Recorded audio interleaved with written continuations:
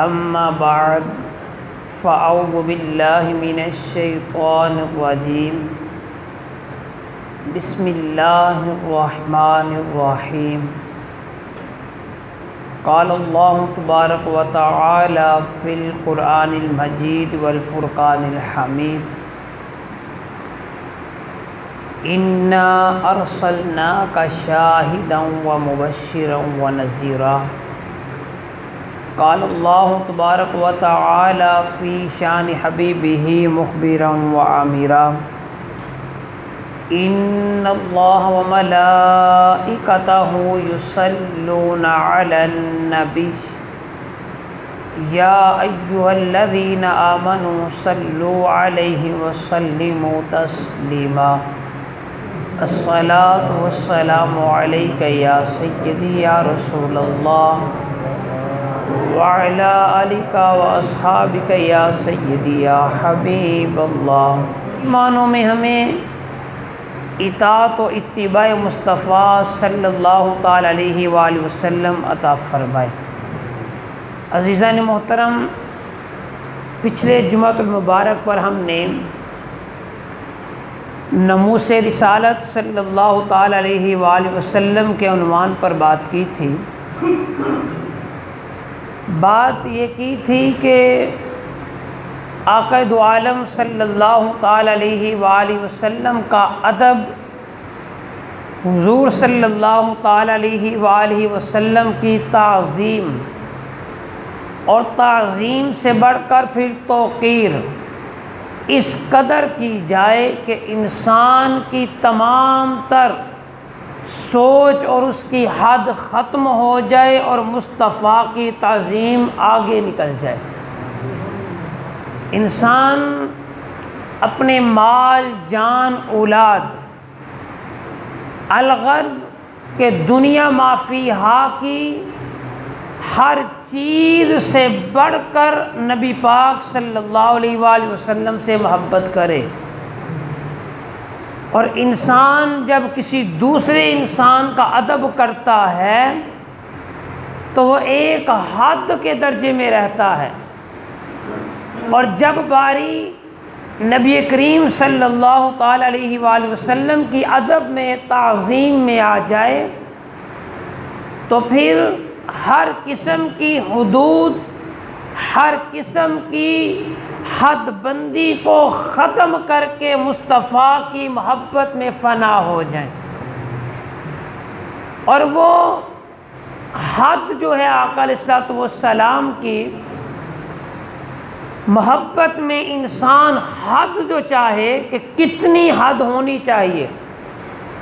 تو مصطفیٰ کے ادب میں وہ شخص حد قائم کر سکتا ہے جس کو اللہ نے مصطفیٰ سے بڑا بنایا ہے، کہ جو اپنے سے زیادہ ہے جو آدمی، اور اس کا علم پھر عمل، اور پھر اس آدمی کا مقام، اور پھر اس آدمی کا تعلق جو ہے جتنا زیادہ ہوگا اتنا زیادہ وہ آدمی کسی کی تعظیم بجا لائے گا۔ تو اللہ رب العزت نے تاجدار امام الانبیاء صلی اللہ تعالی علیہ وآلہ وسلم سے بڑا کائنات میں کوئی انسان نہیں بنایا، بلکہ فرشتے بھی آقا علیہ الصلوۃ والسلام سے نیچے ہیں۔ آقا علیہ الصلوۃ والسلام کا مقام بڑا بلند خدا نے رکھ دیا، اور اتنا بلند کر دیا، امام بصیری لکھتے ہیں، آپ فرماتے ہیں قصیدہ بردہ میں، آپ فرماتے ہیں دنیا میں جس کی بھی تعظیم کرو ایک دائرے میں رہتے ہوئے تعظیم کرو، جب باری مصطفیٰ کی آ جائے تو وہ دائرے ختم کر کے بے حد ہو کے تعظیم مصطفیٰ کیا کرو، کہ تعظیم کی حدیں ختم ہو جائیں، اور وہ اتنی ختم ہو جائیں کہ جو غیار و غیر ہیں، اور وہ غیر دیکھ کر ایک کلمہ گو انسان کے عمل سے، ایک کلمہ گو انسان کی زبان سے ایک کلمہ پڑھنے والے انسان کے اخلاق سے اور کردار کو جب وہ نظر ڈالیں تو وہ اس بات کو سوچنے میں مجبور ہو جائے کہ مسلمان وہ ہے جو ہر چیز کی تو پرواہ کر سکتا ہے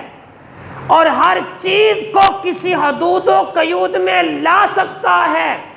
پر حقیقی مسلمان وہ ہے جب باری مصطفیٰ کی آ جائے تو جان کو ہتھیلی پہ رکھ کے کٹ مرتا ہے۔ اور آقا علیہ الصلوۃ والسلام کی تعظیم پر حرف نہیں آنے دیتا، تاجدار امام الانبیاء کی محبت میں حرف نہیں آنے دیتا۔ وہ حضور کی تعظیم آ جائے، محبت آ جائے، عشق آ جائے، الغرض کہ آقا علیہ الصلوۃ والسلام کی اولاد پاک آ جائے، آقا علیہ السلام کی اولاد پاک کی کوئی بید بھی کرے تو مسلمان اسے بھی برداشت نہیں کرتا۔ اور جب یہ قیود پائی جائیں تو پھر انسان سمجھے کہ میرا ایمان کامل ہے۔ اگر انسان ناموس رسالت کی باتوں پر اور آقا علیہ الصلوۃ والسلام کے تحفظ و محبت کی بات پر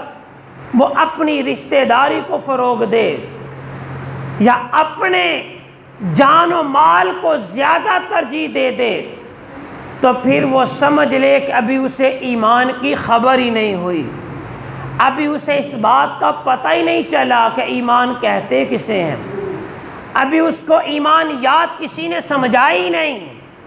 اس نے بھی ایمانیات کو پڑھا ہی نہیں ہے کہ ایمان کہتے کسے ہیں۔ اب اسی نقطے پر میں پچھلے جمعے پہ سہ رہا گفتگو کرنے کے بعد ایک نقطہ جو بچا تھا اس نقطے کی وضاحتاً اور اس نقطے پر یہ صحابہ اکرام کے عمل کو کوٹ کروں گا کہ وہ عمل جس کا قرآن نے یا حدیث رسول نے بظاہر حکم نہیں دیا لیکن صحابہ اکرام نے تعظیم میں وہ حکم بجا لایا، صحابہ اکرام وہ تعظیماً ادباً محبتاً کرتے رہے۔ اور پھر یہ سوال آئے گا کہ ان صحابہ کو اتنی تعظیم کس نے سکھا دی، ان صحابہ کو اتنی محبت کس نے سکھا دی،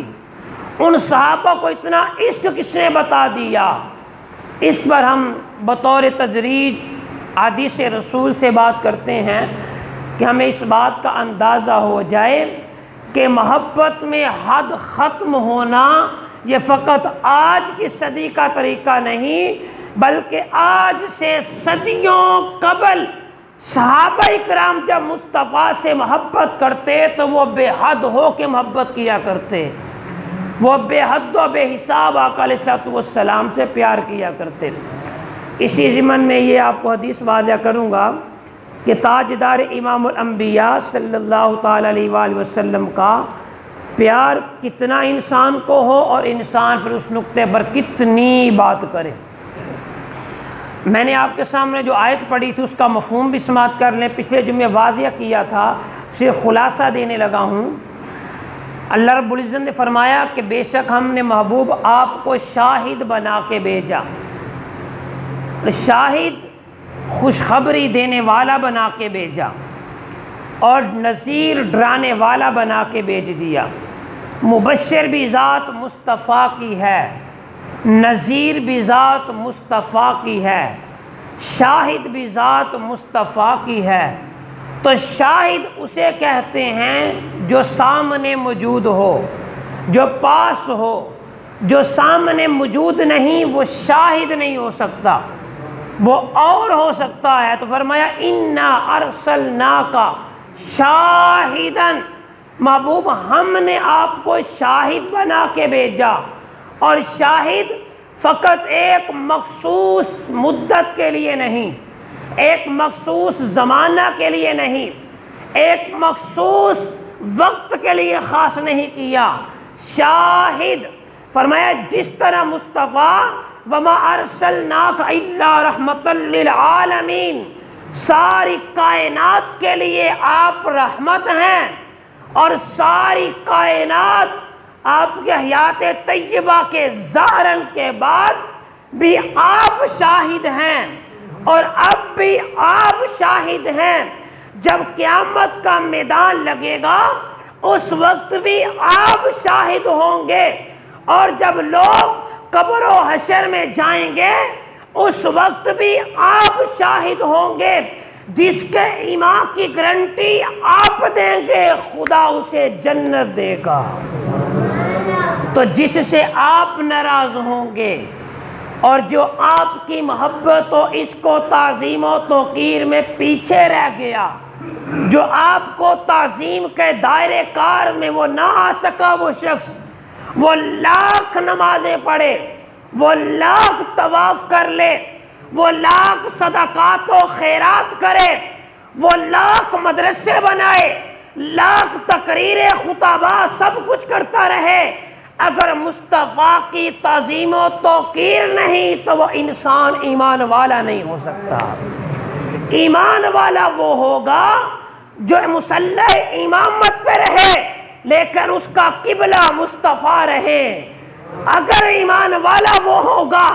وہ بیٹھے درس تدریس پر لیکن اس کی سوچ و فکر مصطفیٰ کی طرف چلی جائے۔ ایمان والا وہ ہوگا جو کعبے کا طواف کرے لیکن طواف کعبے کا کرے، فکر مصطفیٰ کی کرے۔ ایمان والا وہ ہوگا اور کلمہ وہ اس کا مقبول ہوگا جو بظاہر سارے کام کرے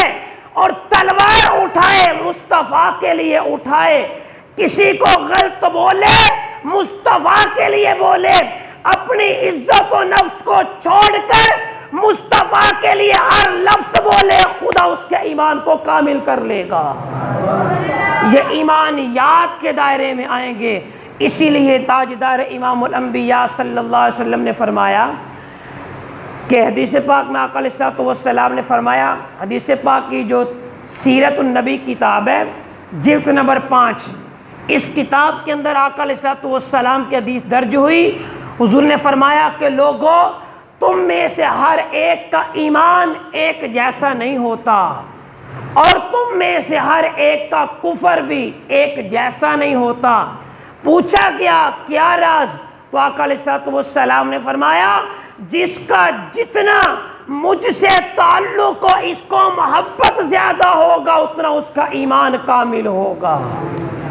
اور جس کا مجھ سے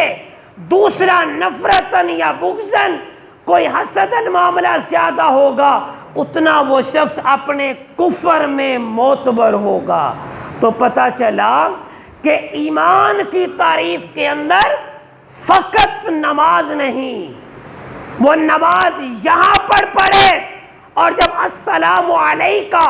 ایھا النبی ورحمۃ اللہ کہے تو وہ اس بات پر دھیان مصلی پر نہیں جلوہ مصطفیٰ پہ چلا جائے، اس کی نگاہوں میں مصطفیٰ کی صورت آ جائے اور اس کے خیالات میں حسن جلوہ گاہ مصطفیٰ آ جائے، تاجدار امام الانبیاء کی سیرت آ جائے، کہیں مصطفیٰ کا بیٹھنا آ جائے اور کہیں مصطفیٰ کے زلفوں کا عکس اسے نظر آ جائے۔ جب یہ کام وہ کر لے تو پھر وہ سمجھ لے کہ اپنے ایمانیات میں کامل و اکمل ہو چکا ہے۔